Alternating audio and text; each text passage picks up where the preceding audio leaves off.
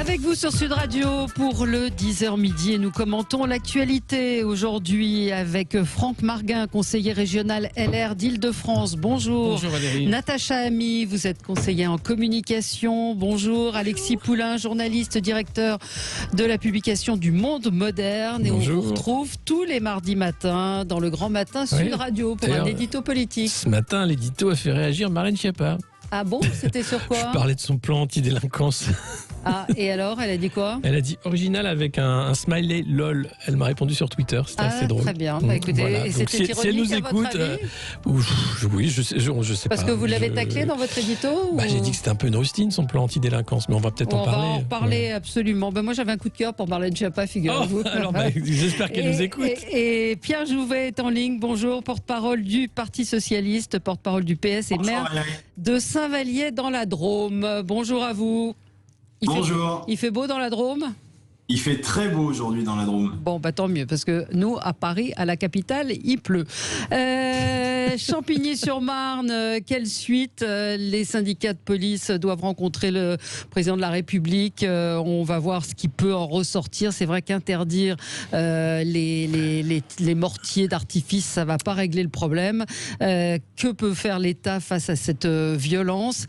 Covid vers un couvre-feu, c'est sur toutes les lèvres. Alors peut-être que le président de la République nous surprendra demain. En ce moment même, un conseil de défense est en train de se tenir à l'Élysée. En tout cas, c'est ce qui semble se préparer. Et puis, une nouvelle taxe sur l'essence. Le gouvernement reviendrait-il sur ses engagements? Commençons par notre petit tour de table de vos coups de cœur, vos coups de gueule. Alexis, commençons avec vous. Moi, c'était un coup de gueule sur les taxes, justement, puisqu'on apprend que 40 députés de la majorité En Marche souhaiteraient que tout le monde paye la redevance, y compris ceux qui n'ont pas la télé chez eux. Parce qu'après tout, c'est vrai que maintenant on regarde la télé ou les supports sur n'importe quel support écran. Et voilà leur petite idée pour faire rentrer un impôt par la petite porte en disant qu'on n'invente pas de nouveaux impôts, qu'on baisse les impôts. Mais en fait, non. Preuve en est, on cherche toujours à en rajouter. Et puis la redevance, c'est quand même un truc, effectivement. Alors peut-être penser à une autre taxe, la taxe GAFA par exemple, plutôt que de faire payer les consommateurs, faire payer ceux qui fournissent les tuyaux. À un moment, il faut peut-être revoir. Si on veut taxer, taxons mal. Oui, écoutez, et donc ça c'est en préparation, Non, c'est une idée, mais je pense que c'était un ballon sonde pour voir un peu jusqu'où ça pouvait aller, mais après tout... Dans ce cas-là, baissons la redevance télé. Voilà. C'est ce qu'il faudrait. Soit on baisse pour tout le monde et voilà, soit on trouve autre chose. Bref, mais voilà. Jamais à court d'idées. Natacha Ami, c'est un coup de cœur. Oui, c'est un coup de cœur. Rapprochez-vous du micro. C'est un coup de cœur pour Bernard Tapie, parce que, alors évidemment, Bernard Tapie ne fait pas l'unanimité, mais j'ai trouvé que dans... la reprise du procès en appel de ce que l'on appelle évidemment l'inénarrable affaire Tapie, qui nous tient en haleine, feuilleton juridico-politico-financier depuis 25 ans. Et bien que Bernard Tapie, malgré la maladie, malgré l'affaiblissement physique, il reste Tapie, c'est-à-dire toujours combatif, toujours pugnace, toujours hâbleur. Il y était, parce que c'est son combat, il y était, et c'est le seul qui a pris la parole, et tel qu'il est, c'est-à-dire en grand communicant, il a juste dit « Si on ne peut pas évoquer l'affaire Adidas, je me cache, je n'ai rien à vous dire ». Alors évidemment, avec un peu moins de voix, puisqu'il n'en a plus. Et ce petit coup de cœur, c'est un peu parce que dans un moment où on rit plus beaucoup, ça m'a renvoyé aux grandes heures des Guignols et notre nanar qui nous a tant fait rire. Et Dieu sait que depuis quelques mois, on ne rit plus beaucoup. Donc c'était... Merci Nanar, parce que et merci les non mais d'être allé oui, puis il y a une époque où il n'y a plus comme ça de grands personnages un petit peu dans l'extrême, où tout le monde est assez lisse, le paysage politique et économique. Donc voilà, c'était un petit... Non, mais écoute, on va voir effectivement ce qui va ressortir de ce procès qui dure depuis 25 ans, absolument. Pierre Jouvet, un coup de cœur pour un livre. Oui, moi j'ai un coup de cœur pour le livre de la politiste Chloé Morin, qui a écrit un livre qui s'appelle Les Inamovibles de la République et qui est un portrait absolument remarquable de ce qui ne fonctionne plus, je crois, dans notre pays, c'est-à-dire une caste administrative qui a pris le pouvoir sur un politique et sur un pouvoir politique qui malheureusement ne joue plus suffisamment son rôle. Et elle décrit avec une grande justesse et beaucoup d'à-propos la réalité de ces grands commis d'État qui sont des gens d'une extrême compétence, mais qui en réalité, d'un politique à l'autre, ne s'appliquent qu'à une chose, c'est continuer de faire avancer leur petit pouvoir et surtout d'essayer de mettre sur la table des ministres qui se succèdent des réformes qu'ils veulent à tout prix faire passer et qui sont un contresens pour un certain nombre par rapport à la réalité que vivent nombreuses et nombreux de nos concitoyens. Et je trouve que ce livre met en avant une des grandes difficultés dans laquelle est plongée notre Ve République depuis maintenant trop longtemps. C'est la place bien trop grande qu'a pris la haute administration française sur le pouvoir politique et qui crée finalement cette dichotomie entre ce que disent les femmes et les hommes politiques quand ils se présentent à une élection présidentielle notamment, et la réalité de la politique qui est engagée derrière. Et je crois qu'on devrait tous, en tout cas en tant qu'élus, en tant que citoyens, prendre à bras-le-corps ce sujet pour une réforme en profondeur de notre système politique dans sa globalité et de notre haute administration en particulier. Bon, c'est dit, donc c'est Les Inamovibles de Chloé Morin. Franck Margin, coup de gueule. Oui, un coup de gueule spécialement sur la campagne de l'Île-de-France qui commence et menée par Audrey Pulvar et ses amis qui voudraient instaurer la gratuité des transports. Alors je m'élève vraiment parce que là on est en pleine démagogie. Les transports en Île-de-France, c'est 10 milliards, il faut bien savoir. Hein. C'est 10 milliards, c'est les transports les plus denses qui existent au monde. Vous avez 4 milliards payés par les contribuables par les voyageurs. 4 milliards par an. Donc ça veut dire c'est pas 2 milliards et demi qu'il faut trouver, il faut trouver 4 milliards. Vous avez 4 milliards qui sont financés par les entreprises. C'est ce qu'on appelle le versement mobilité. Donc si vous ne demandez pas aux voyageurs de payer, vous allez demander soit à tous les Français, ce que je trouve tout à fait aberrant de demander à des gens qui habitent Toulouse, Marseille ou Bourges de payer le transport en Île-de-France, ou alors vous allez demander aux entreprises 4 milliards supplémentaires, et là c'est 50 € de taxes sur les salaires, parce que le versement mobilité, d'ailleurs les entreprises gueulent actuellement parce qu'il est déjà très élevé, il est très élevé à cause du pass unique qui a été laissé par la majorité précédente, et vous avez là maintenant une volonté supplémentaire, soit de faire payer les Français, soit de faire payer encore les entreprises. Donc on ne peut pas faire de la politique avec de la démagogie systématique, de toujours rendre tout gratuit. On a déjà des transports en commun. Le gratuit, ça n'existe pas. Ça n'existe pas. On finit toujours par payer. Et qui sont les moins chers du monde ?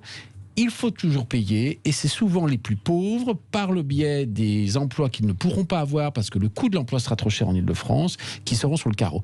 Donc je m'insurge vraiment ce matin contre cette démagogie. Pourquoi pas faire les cantines gratuites, les HLM gratuits. Enfin, on peut comme ça rentrer en campagne électorale, faire rêver sur la gratuité. Je trouve que c'est prendre les franciliens pour des imbéciles. Oui, mais là on va avoir concours d'annonces qui vont aller dans ce sens. On risque d'avoir un concours d'annonces qui vont dans ce sens. Ils nous reprochent par exemple les lycées. Nous, quand nous sommes arrivés au pouvoir avec la présidente Pécresse, nous avons trouvé des étudiants, enfin des lycéens dans des Algeco avec des toilettes à la turque, et ils nous disent aujourd'hui qu'on est en retard. On a essayé de rattraper en retard, on a mis plus de 10 milliards dans les lycées, on n'a jamais fait mieux que pour les lycées, et on se fait attaquer. Donc je trouve que faire de la politique comme ça, c'est ce qui éloigne en fait les Français de la politique. On ne peut pas faire de la démagogie sur la démagogie et renchérir en démagogie.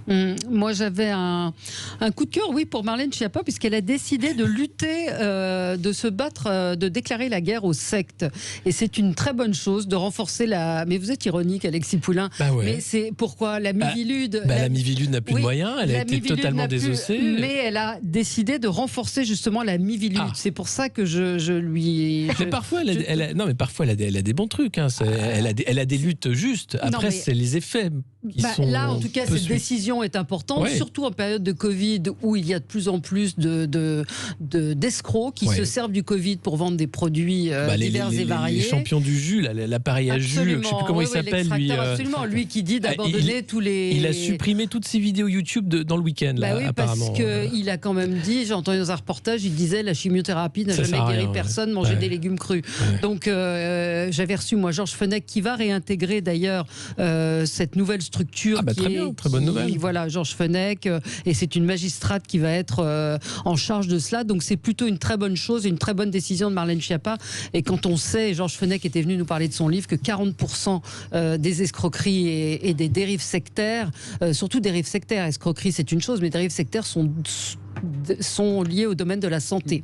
Donc voilà, très bonne chose pour Marlène Schiappa. Je voulais juste rajouter quelque chose. Je voulais féliciter mon ami Pierre Cerne, écologiste, ancien vice-président des transports à la région avant que nous prenions le pouvoir, qui a démonté l'argumentaire de Audrey Pulvar en disant que c'est scandaleux de faire cette campagne-là, car la gratuité n'est pas le... Voilà. Je voulais le dire. Allez, on se retrouve dans quelques instants avec vous sur Sud Radio. À tout de suite. Avec vous sur Sud Radio jusqu'à midi. Alors, on va évidemment évoquer l'intervention du président de la République demain avec cette rumeur autour d'un couvre-feu. J'avais eu un deuxième des fois. Parfois, je n'ai pas de coup de gueule, mais là, j'avais un coup de cœur et un coup de gueule. C'est le refus de la justice irlandaise hier d'extrader Jan Bailey. Alors, Jan Bailey, c'est celui qui est accusé et qui a été condamné en France à 25 ans de prison pour le meurtre de Sophie Toscan du Plantier, et la haute cour de Dublin donc a refusé de l'extrader. On est quand même en Europe. Il y a quand même. On ne parle pas d'un pays protégé, etc. Comment l'Irlande peut refuser d'extrader quelqu'un qui a été condamné à 25 ans de prison? Je sais pas, je voulais vous... c'est étonnant. Hein. Je pensais qu'il y aurait des accords quand même entre partenaires européens, membres de l'Union. Il y a aussi une crispation sur l'affaire Toscan du Plantier. Vous savez qu'en France, on a été très ennuyé entre le soutien à la famille et son accusation. Et je pense, pour avoir connu cette affaire, moi, il y a très longtemps, il est Toscan du Plantier, il y avait, vu de l'Irlande, des Français qui n'étaient pas hyper...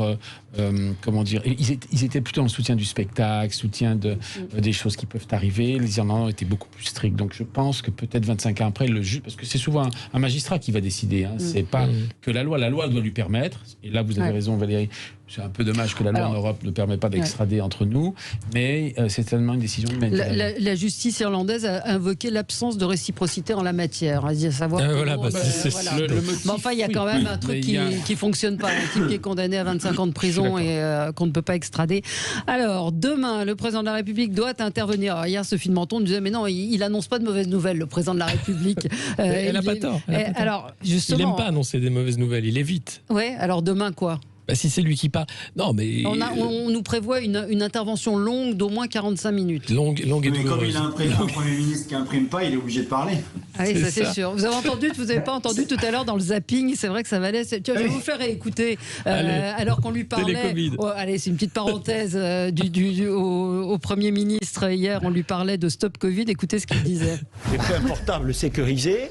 Donc, je n'ai pas téléchargé Télécovid. Alors maintenant, je vous annonce, en réalité, Télécovid, indépendamment de ma propre personne, n'a pas eu les effets escomptés. Alors, Télécovid, c'est peut-être pour ça qu'il n'a pas trouvé l'application. 3615 Jean Castex. Alors, vous pouvez avoir les chiffres du Covid par fax au 28 28 32. Le numéro vert reste ouvert.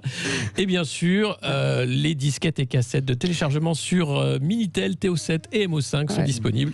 Pierre Jouvet, oui. Donc mais malgré ça, et au-delà de la boutade qui nous fait tous sourire, mais moi ça me fait sourire qu'à demi. J'avais déjà dit dans votre émission quand il avait été nommé Premier ministre, où rappelez-vous, c'était le grand sujet, c'était on va nommer un élu local qui va maîtriser tout ça, etc.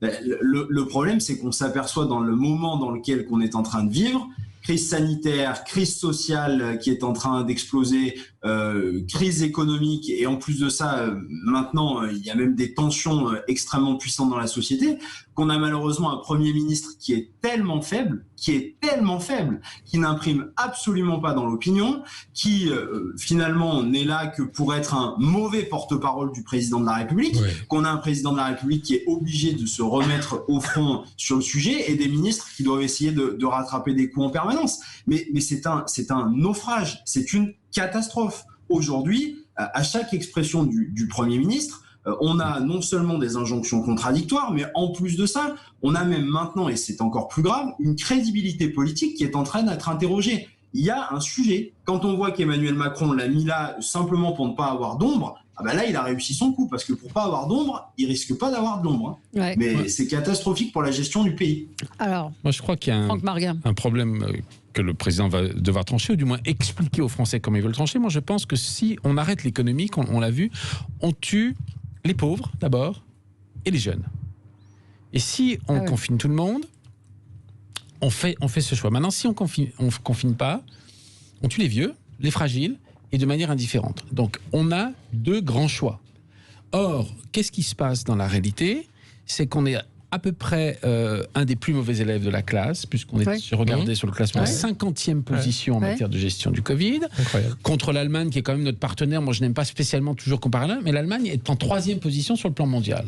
On hurle contre Trump, qui a 200 000 morts sur près de 350 millions de personnes, et nous, on en a plus de 30 000 sur 65 millions, on a exactement les mêmes taux. Donc, la réalité, c'est qu'est-ce qu'on fait? Moi, je pense qu'un pays qui est en train de se saborder, qui saborde des libertés, la démocratie quand même, je vous rappelle que l'état d'urgence, c'est les libertés qu'on met entre parenthèses.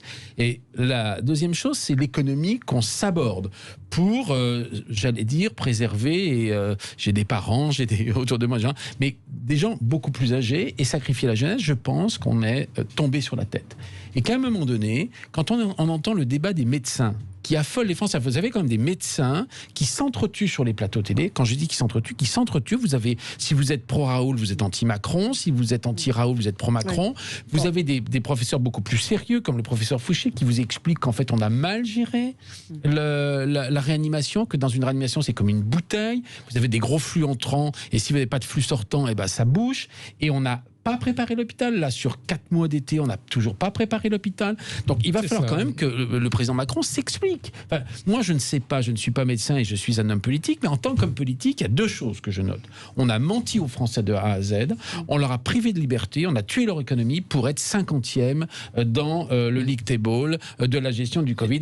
Et en cela, il faut qu'ils s'expliquent. C'est incroyable, parce que je suis tout à fait d'accord. Rendez-vous compte, Bruno Le Maire qui expliquait hier que nous ne rembourserons la dette Covid qu'en 2042 si tout va bien.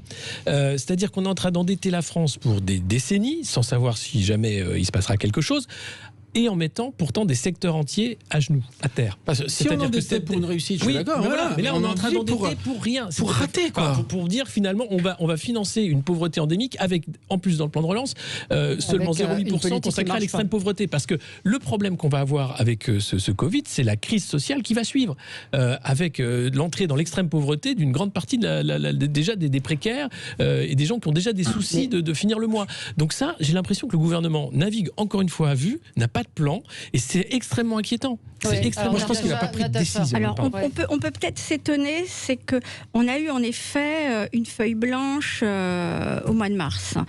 On se dit que X mois plus tard, on peut tirer les enseignements de ces premiers mois de gestion de cette crise. Et on a en effet à nouveau une cacophonie dans les prises de parole, à savoir que on a un ministre de la Santé qui a parlé le premier pour remettre les premiers tours de vis, et il l'avait fait maladroitement sans avoir consulté les élus locaux. Ensuite, on a lundi un Premier ministre qui dit on va peut-être faire un confinement localisé pour qu'on nous dise le lendemain. Là aussi, la rumeur qui commence à parler, non, pas du tout, pas de confinement, mais on va partir sur un probable couvre-feu. Donc, on sent en effet qu'il y a une parole discordante. On sent en effet qu'il y a une cacophonie et il semblerait que on appelle le chef à reprendre la parole, alors que j'imagine qu'il n'avait pas prévu de parler aussi vite et aussi rapidement, et on peut espérer que ce ne sera pas dans la précipitation, mais que véritablement demain le cap sera donné, parce que on a lancé des mesures il y a une semaine. On n'a même pas le retour sur. On sait juste qu'à Marseille, la fermeture des bars n'a pas permis de stopper l'avancée du virus. Ça a permis juste de stabiliser, mais en tout cas, ça ne baisse pas. Donc, on n'a pas le retour déjà sur les premières mesures mises en place, qu'on sait déjà qu'il semblerait que ça ne fonctionne pas, puisqu'on va devoir proposer autre chose. Alors, Pierre Jouvet. Et la véritable difficulté, c'est que non seulement on n'a pas pris en compte ce qui s'était passé au printemps dernier, mais que surtout, pourquoi on en est dans cette situation-là? Et pourquoi est-ce qu'on va essayer de mettre des rustines sur une jambe de bois? Parce qu'on n'a pas préparé l'hôpital public, et qu'on a un hôpital public qui aujourd'hui n'est pas organisé face à cette deuxième vague qui est en train d'arriver, face à cette vague qui va sans doute être peut-être plus longue que celle qu'on a connue la première fois, et qu'on a un taux notamment de places en réanimation qui est pas du tout suffisant par rapport à la réalité dont on va avoir besoin, et qu'en fait on a une impréparation complète sur les 3 derniers mois. C'est ça qui est absolument considérable. Pensez que dans la région Auvergne-Rhône-Alpes, dans laquelle je suis élu, il y a dans les hôpitaux publics 800 places de réanimation. Si on atteint un pic épidémique comme au printemps dernier, il y aurait besoin de 8000 lits de réanimation en instantané. C'est aujourd'hui un système qui prend l'eau de toutes parts. Donc on peut fermer des bars, on peut mettre des mesures de couvre-feu, on peut dire aux gens de ne plus aller faire des soirées en famille, de ne plus sortir, essayer de culpabiliser les Français. Mais la réalité, c'est que le système n'est pas prêt à absorber un deuxième choc à l'hôpital public. Parce que depuis des décennies, on n'a pas mis les moyens sur l'hôpital public. Oui, mais on n'est pas, a un hôpital qui est à l'os. On n'est pas les seuls non plus. Il faut regarder un petit peu à l'étranger. Au Québec, il y a interdiction de se rassembler en famille. Pourquoi c'est différent? Non, mais c'est délirant. Oui. Non, mais au Québec, on rentre dans un truc où on n'a pas envie mais il y a d'aller. le Québec qui réagit comme ça. Il y a certains États américains. Mais Valette, ce qu'on peut dire, c'est que moi, je suis tout à fait d'accord si on prend des mesures qui sont efficaces. La problématique que je décris ici, c'est que nous sommes dans le plus bas des classements. Ce qui m'ennuie, en fait, c'est si effectivement on avait décidé que empêcher les jeunes de se réunir était efficace. Moi, je n'y vois aucun inconvénient quand on a un problème et qu'on essaie de... La réalité de ce que je vois, c'est qu'en fait, on a une ARS qui a imposé des protocoles, notamment sur la réanimation. On laisse les gens dans les lignes de réanimation très longtemps, même lorsqu'ils vont mieux. On n'a pas fait des chambres, si vous voulez, de sortie de réanimation pour soins de suite et de réadaptation, pour avoir des gens, si vous voulez, qui peuvent à nouveau rentrer en humain. Donc, ce que dit mon ami Monsieur Jovès, c'est tout à fait vrai. L'hôpital n'a pas été... C'est pas que en quantité de lits de réanimation, c'est en termes de protocole d'organisation. Donc, on arrive aujourd'hui où l'hôpital ne sait pas faire.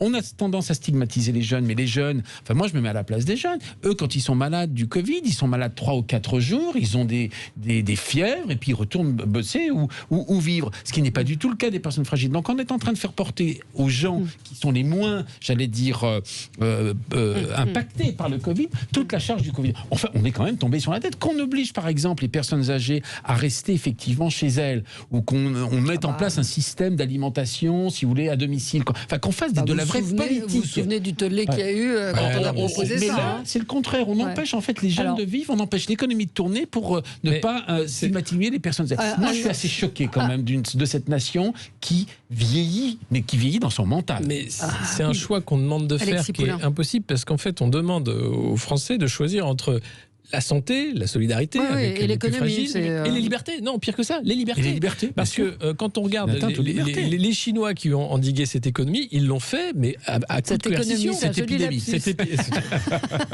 Ils ont aussi bien géré l'économie. Si c'est un virus économique, mais ils ont réussi parce que quoi? Parce que vous ne pouviez pas sortir de chez vous, vous étiez tracé, là pour le coup, vraiment avec votre téléphone. C'est des mesures qu'on ne veut pas avoir chez nous. Et eux, ils ont privé de liberté. Ils ont réussi. Moi, c'est ce que je dis. Moi, si on avait a choisi. Voilà. Mais notre société ne choisit pas de se priver des libertés. On a un président qui n'a pas choisi. Mais heureusement, j'aimerais pas qu'Emmanuel Macron choisisse de nous priver de liberté. Si ça avait été pour réussir et sortir le Covid, ça va. Là, on a été privé de liberté. On a pu faire des amendements, des décrets, tourner la liberté d'expression. Et de l'autre côté, on a le plus bateau. Les Chinois, vous me direz, oui, c'est terrible, mais au moins, eux, ils ont privé les gens de liberté, mais ils n'ont plus de Covid. Donc, à un moment donné, moi, je suis un peu peut-être libéral, mais c'est quand même le levier d'efficacité. Si vous prenez des mesures, il faut qu'elles soient bonnes. Donc là, on a compilation de mesures. On a un auditeur, Xavier, qui nous dit dire que Castex est incapable, comme le dit un de vos chroniqueurs, est peut-être un peu fort, car Édouard Philippe n'a pas mieux géré la crise du Covid-19. Non, il est parti au bon moment. Il est juste parti au bon moment. Il a eu toute la crise du Covid aussi. Mais lui évite d'avoir à payer le coût du déconfinement. Et puis parce qu'il y a une personnalité qui est charismatique, qui est Édouard Philippe, et puis peut-être qu'il y en a une qui est peut-être plus maladroite dans son aisance oratoire. Voilà. Ouais. Jean Castex a parlé donc hier chez nos confrères de France Info, Emmanuel Macron demain, Véran jeudi. En termes de com, c'est cacophonie. On sent... Et Jean-Baptiste Lemoyne, pardon de vous interrompre, ministre du tourisme qui a dit réservez vos vacances de Pâques. C'est un geste citoyen, a-t-il dit. Oui, mais si on nous annonce un couvre-feu demain, il y a quand même là aussi, en termes de communication, Natacha Ami. C'est Jean-Michel Blanquer aussi. On a un manque de cohérence, on a un manque de ligne directoire, et puis on a un manque de constance dans les prises de parole. Donc on sent bien que c'est le contexte qui provoque la parole et non pas une parole raisonnée et structurée. Et en plus de ça, il y a un autre élément, c'est que pendant longtemps et bien souvent, quand il y a des décisions à prendre dans des métropoles et dans des territoires, les élus locaux sont pas toujours associés comme ils devraient l'être. Et à l'inverse, moi je vous donne mon exemple en tant que maire d'une petite commune, on est livré à nous-mêmes. Ouais. Je vous donne un exemple. Moi, dans la Drôme, on n'est pas en seuil épidémique maximal. On n'est pas en zone écarlate. Eh ben moi, je ne sais pas. Ce soir, par exemple, dans ma ville à Saint-Vallier, j'ai un match de basket de Coupe de France où la ville de Saint-Vallier va jouer contre une équipe de Pro A. Eh bien, je ne sais pas. Je n'ai rien qui me dit dans les mesures sanitaires ce que je dois faire. Le préfet de la Drôme me dit vous prenez la responsabilité. Et moi, je prends la responsabilité au regard de quels chiffres, au regard de quoi, au regard de quelle situation. À partir du moment où il y a un protocole sanitaire qui est validé par des fédérations françaises, à partir du moment où il y a un protocole sanitaire qui est envoyé par l'ARS, ben on me dit vous pouvez faire un match de basket avec 1000 personnes ce soir. Mais par contre, on va aller dire à des jeunes, comme vous le disiez à l'instant, de ne pas se réunir, de ne pas faire une soirée ou de ne pas aller voir leur famille. Mais tout ça n'a pas de sens. Soit on pose un cadre qu'on essaye de faire appliquer selon des courbes épidémiques. Il y a l'Institut Pasteur qui fait des volumétries épidémiques et on peut arriver à avoir un suivi. Soit sinon on dit à tout le monde démerdez-vous et puis que le meilleur gagne. Mais le cadre peut pas être le même pour tout le monde. Le cadre peut pas être le même à Saint-Vallier qu'à Paris. Mais non, c'est pour ça qu'on peut l'adapter par région, on peut l'adapter par département, on peut l'adapter par région. Il y a des modélisations qui existent et ces modélisations aujourd'hui elles sont pas faites. Et c'est bien ça tout le drame. C'est un autre enseignement de la pandémie. C'est en fait de ne pas avoir voulu s'appuyer sur les régions et sur les départements. En fait, on s'est aperçu pendant le confinement qu'il y avait des régions qui avaient été confinées beaucoup trop longtemps par rapport à la réalité et d'autres qui auraient peut-être dû l'être différemment. Donc moi, où j'attends le président de la République ce soir, c'est aussi de voir demain, c'est qu'est-ce qu'il va faire en termes de régionalisation et en termes de départementation. Enfin, c'est pas la peine d'avoir des élus. On a le plus grand nombre d'élus en France. On entend ce que vient de nous dire Pierre Jouvet, c'est démerdez-vous. Il n'y a pas d'autre mot. Même le préfet ne donne pas d'indication. Et alors et donc vous allez dans mon sens. Il est temps que les préfets de région et que les préfets de département s'inspirent avec les élus de normes locales. Moi, ce que je reproche beaucoup dans cette pandémie, c'est qu'en fait, moi, si j'étais par exemple interdit en tant que Parisien de voyager, je sais pas, à Dijon, ça me choquerait pas. Si dès l'instant où on pense que que les Dijonnais puissent pas avoir leurs cousins toulousains, moi ça me choque. Enfin, ce qui est extraordinaire dans cette situation, on a été atteint d'un centralisme étatique. Mais c'est pour ça que c'est aussi extrêmement compliqué à gérer. Est-ce que vous pensez qu'il va annoncer un couvre-feu demain ? Vous ne pensez pas ? Non, il faut qu'il annonce une manière différente, et moi je pense que c'est ce qui va se passer, une manière différente de gérer la pandémie, ça, de refaire un peu confiance aux gens. Enfin, vous ne pouvez pas quand même demander à une jeunesse de se sacrifier. Mais sauf que ce qui se passe aujourd'hui avec les mesures qui ont été annoncées la semaine dernière, c'est-à-dire la fermeture des salles de sport, j'ai vu hier un communiqué d'une salle de sport et quelqu'un me racontait les mêmes choses, c'est-à-dire qu'avec un certificat médical, vous avez le droit d'aller faire du sport. On a eu un restaurateur la semaine dernière qui nous a dit, moi sur le cahier où on doit inscrire son nom, j'ai des gens qui m'écrivent Batman, Superman. Donc les gens n'obéissent plus non plus. Il y a une défiance face à ces règles, Natacha Ami. Il y a une non-acceptation des règles. C'est intéressant aussi ce que vous dites, parce qu'on est là donc, en train de tout mettre sur l'État, mais il faut aussi que chacun mesure sa propre responsabilité. Et on a tous une responsabilité. Et en effet, quand on nous dit, oui, c'est bien qu'on puisse tracer les personnes qui vont dans un restaurant, c'est vrai que se dire qu'on peut jouer le jeu, c'est pas mal. Après, c'est comme tout, vous allez dans un mariage, vous voyez des choses, c'est hallucinant. Tout le monde s'embrasse, tout le monde danse comme si de rien n'était. Le rendez-vous entre passer d'un extrême dont vous parliez, où on est privé de liberté, mais aussi à se dire que malheureusement un contexte sanitaire nous oblige à avoir quelques petites mesures qui nous permettraient peut-être, parce que chacun va, mais de sa propre responsabilité. Et là, on revient Est-ce qu'on se déresponsabilise et on estime que c'est toujours l'État, le pouvoir qui doit nous dire ce que l'on doit faire ou ne pas faire, ou alors on redevient aussi des citoyens acteurs de notre citoyenneté? Moi, je pense que l'État, dans une période de pandémie, a quand même un rôle. Enfin, je veux dire, si on a bien, comment dirais-je, une démocratie avec un État qui a des pouvoirs régaliens, c'est bien celui de gérer un pays en état de crise. Or, qu'est-ce que je vois? On nous avait expliqué que ni de gauche ni de droite, c'était le monde merveilleux et que c'était le monde moderne et que justement, ce seraient des bons gestionnaires. Or, on s'aperçoit que ce sont les pires gestionnaires. Enfin, moi, j'en veux encore pour preuve le résultat que nous avons sur le League Table. Encore une fois, on ne peut pas dire que ces gens-là gèrent correctement alors que nous sommes 50e pays en matière de taux de mortalité. Ça n'est pas possible. Un sondage récent a quand même montré que quand on demandait aux Français, pensez-vous que les autres partis, que ce soit LR, désolé, que ce soit RN ou que ce soit les Insoumis auraient fait mieux, les Français disent qu'ils ne le pensent pas. Donc la défiance vis-à-vis de la classe politique, elle est globale. Elle est assez globale. Ça a été mon propos d'introduction face aux campagnes politiques qu'on rasait gratis. Oui, tout à fait. Couvre-feu ou pas pour vous, Natacha Hammy? Je pense que si le président prend la parole, c'est qu'il va annoncer des choses fortes, des choses qui ne sont pas des mesures, des petites mesurettes ou des aspects techniques de réajustement, et que s'il prend la parole, on peut s'attendre à des choses en effet d'importance. Sous quelle forme? Je ne suis pas dans le secret des dieux. Alexis Poulain? Je ne sais pas. Moi, j'ai l'impression que là, il y a vraiment géré l'urgence en termes de dommages qui sont faits sur le crédit du politique.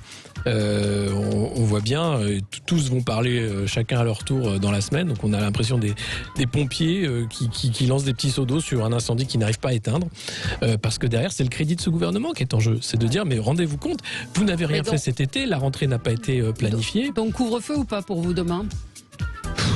J'espère pas. Vous espérez pas. Voilà, parce que ce serait vraiment... Rapidement, Pierre, après on va partir en pub et on reviendra. Je ne pense pas qu'ils puissent décréter un couvre-feu à l'échelle du pays. Non, pas à l'échelle du pays, sur des régions...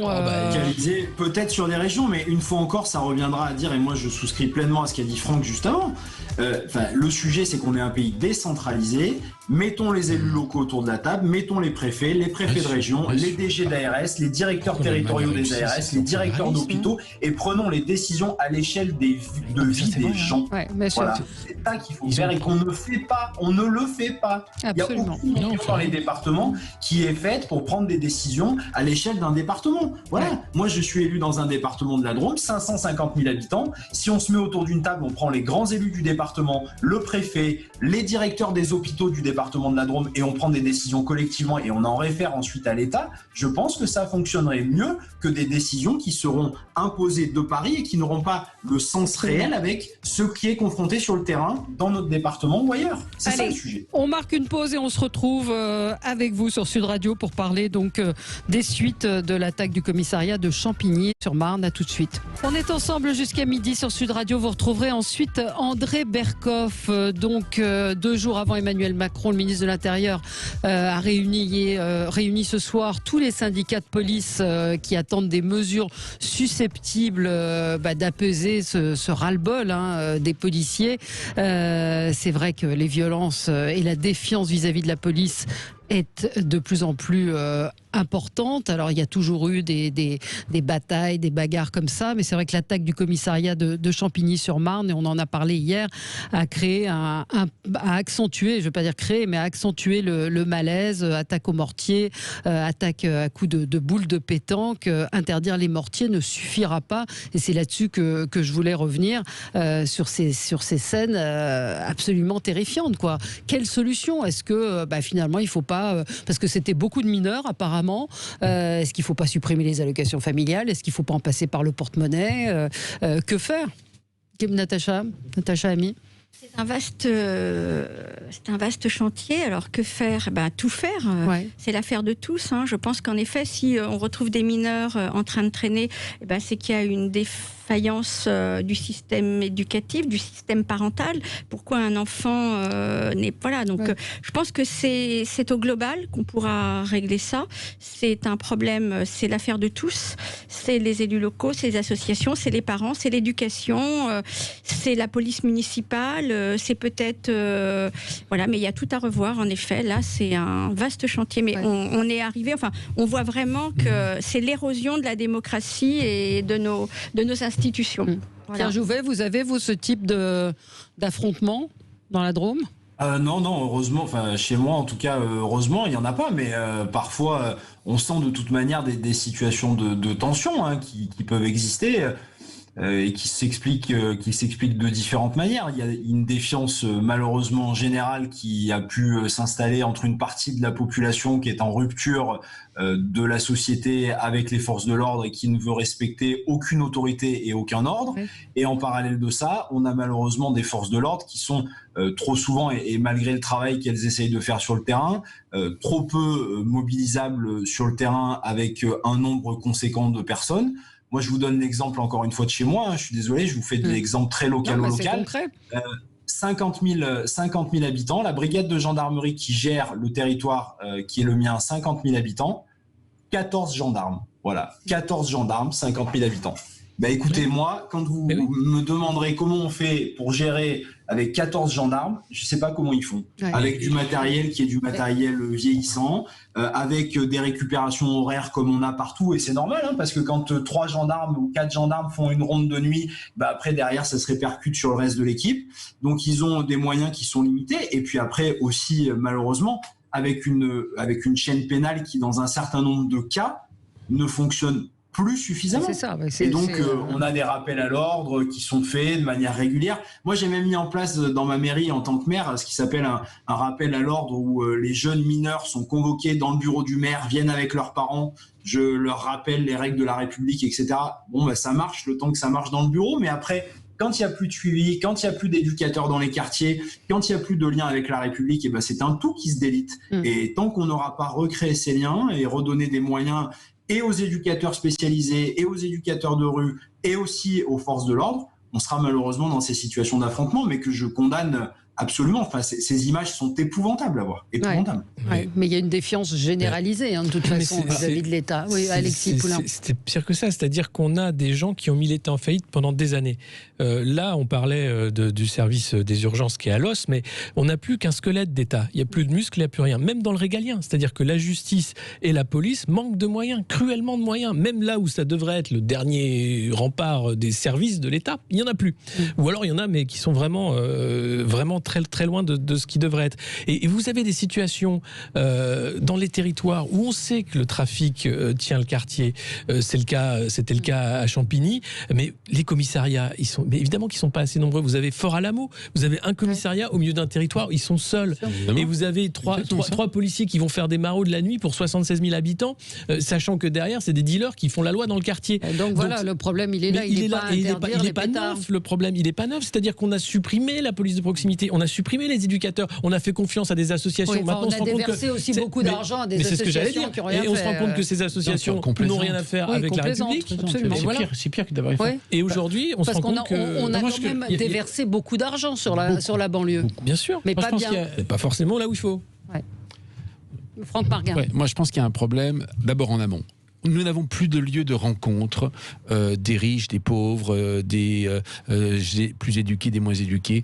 Je ne vais pas vous refaire un travail sur les 50 dernières années. Disparition du service militaire. Moi, je me suivais du service militaire, j'ai vu des cas, les mecs qui passaient 2 mois en prison jusqu'à ce qu'on les mette au pas, parce qu'ils étaient contre la société, contre ci, contre ça. Enfin, la réalité, c'est qu'ils sortaient du service militaire, ils avaient une idée du vivre ensemble, d'avoir rencontré des gens qui n'étaient pas comme eux, et faire en sorte que finalement, c'était pas si mal d'avoir un pays qui s'était occupé d'eux. Plus de lieu de rencontre. Deuxième, déchristianisation complète du pays. Bon, bien évidemment, c'est pas mon boulot, c'est le boulot des évêques, mais enfin, la réalité, c'est que quand vous alliez à la messe, vous aviez les riches et les pauvres, le curé, il engueulait tout le monde, et finalement, on se retrouvait, les mômes faisaient des bêtises, mais on avait un lieu de vivre ensemble. Or, en amont, moi, je pense que cette société n'a plus de lieu de brassage. Première chose. Et la dernière chose, l'école républicaine, qui soi-disant est brassage, tout le monde met ses enfants dans les écoles privées où on leur fait faire du russe en première langue pour qu'on soit sûr d'aller dans le lycée qui va bien. Donc la réalité, c'est que même dans l'école républicaine, vous n'avez plus masse. Les 3 lieux de brassage qui ont constitué, si vous voulez, l'après-guerre, ont peu ou prou disparu. Deuxième chose, c'est en aval. Complaisance des élus. Mais alors, la complaisance des élus vis-à-vis, si vous voulez, des minorités est scandaleuse. Parce que vous avez exactement ce que vous dites, Valérie, des associations qui sont largement subventionnées pour avoir la paix. Moi, je l'ai vu, je ne citerai pas de nom, mais je l'ai vu de mes yeux, des élus aller voir les associations. Tu leur diras de voter pour moi et je leur mettrai ça dans leur cantine, ou je leur mettrai ça ou je leur ouvrirai ça comme établissement. Enfin, on a quand même un achat. On a un achat des minorités. De la paix sociale. De la paix sociale par la part des élus. Et donc le recul complet des valeurs de la République. On fait quoi ?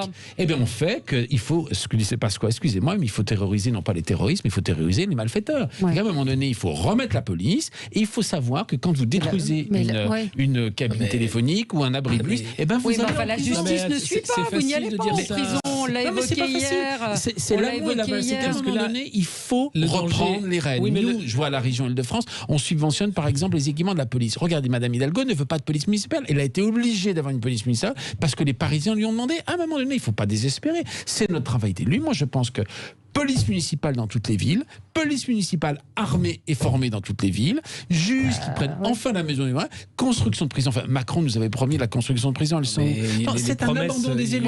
Il y a le problème de la justice avec les peines non exécutées, avec des peines exécutées 3 ans après. Il n'y a plus d'exemplarité de la justice. Il y a une impunité totale. Il n'y a plus suffisamment d'exemplarité. Vous avez entièrement raison. Mais je vous dis que si on remet en place la police et que si on remet effectivement de la place dans les prisons ou dans des organisations. C'est facile à dire, c'est facile à dire. Mais dans cette Bagnolet qui demande un commissariat depuis des années, Champigny qui demandait aussi des renforts depuis des années, l'État est démissionnaire, c'est ce que je vous disais, on organise cette faillite. Maintenant vous demandez aux policiers. Alors là, on est d'accord. L'État organise. Est-ce que je veux dire, on peut pas dire qu'il n'y a rien à faire. C'est un problème. Laissez-moi finir parce que le problème c'est faire reposer le problème sur les épaules des policiers.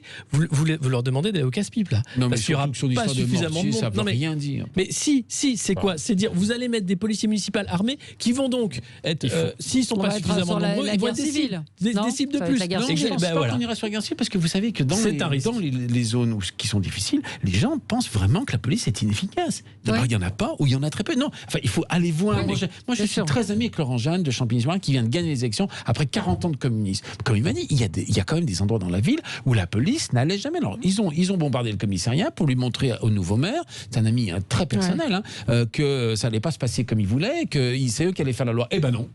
C'est ça le problème de Champigny. Il faut doubler ou tripler la police, et il faut mettre des rondes, et il faut enfermer les gens, et il ne faut pas que Darmanin nous amène des trucs à la mortier, mais il faut dire voilà, combien de places de prison pour les jeunes, qu'est-ce qu'on fait pour les jeunes, c'est ça qu'on attend. Oui. Pierre Jouvet. Moi, je crois que simplement plus que des places de prison, parce qu'en fait, il y a plusieurs éléments. Il y a la base entre qui sont ces délinquants et qui sont certains des primo-délinquants, mais qui malheureusement sont très jeunes et ont déjà des multiples faits de délinquance. Ce sont des jeunes qui parfois ont entre 15, 17, 18 ans et qui sont pas majeurs. Donc la question, elle est même pas simplement que sur la prison.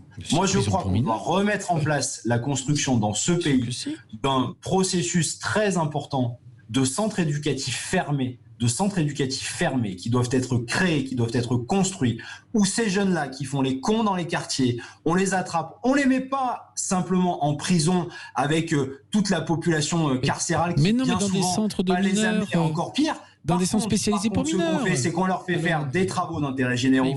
Ce qu'on leur fait faire, c'est qu'on leur fait faire des travaux dans les quartiers. Vous voulez pas les élus de gauche mettre les gens dans des centres de détention. Et ensuite derrière, quand on parle de majeurs, moi j'ai pas d'état d'âme à ce que les gens aillent en prison, mais il faut voir quel est l'effet que produit la prison. Quel est l'effet que produit la prison ? Parce que tant que les prisons françaises ressemblent à ce qu'elles ressemblent aujourd'hui, eh bien malheureusement aujourd'hui, pour un certain nombre, le passage en prison, l'après-passage en prison est pire que l'avant-passage en prison. Parce qu'il y a aussi tout un lien qui n'est plus fait.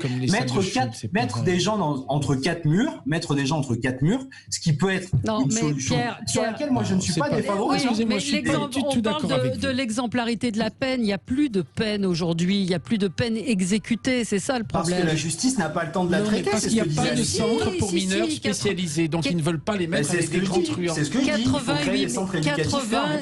90 000 peines non exécutées ou des peines exécutées 3 ans après. Quelle est la valeur de la peine? Où est la punition pour ces jeunes qui sont aujourd'hui totalement impunis? Il n'y en a eu aucun d'arrêté, si je ne me trompe pas. C'est comme la gauche qui est revenue sur les peines planchées, si vous voulez. Elle n'y est pas. Elle n'y est pas. Et c'est la raison pour laquelle, moi, je crois qu'il faut reprendre une politique carcérale complète sur la réalité de la délinquance d'aujourd'hui, avec un plan massif de construction de centres éducatifs fermés, avec en face de ça des travaux d'intérêt généraux qui soient exécutés immédiatement immédiatement. Mais oui. C'est ça. Parce qu'ils mais ne le sont pas. Sujet, il est là. Mais c'est une question de moyens. C'est une question de moyens. Allez, merci à tous les cas d'une précision d'un auditeur qui me dit l'argument de la non-réciprocité de la part des Irlandais me semble logique parce que la France n'extrade non plus jamais ses ressortissants et apparemment c'est une décision souveraine et non pas européenne. Voilà, j'aurais appris quelque chose ce matin. Merci à tous les quatre. Dans un instant, c'est André Berkoff qui sera avec vous. Très bonne journée sur Sud Radio. À demain.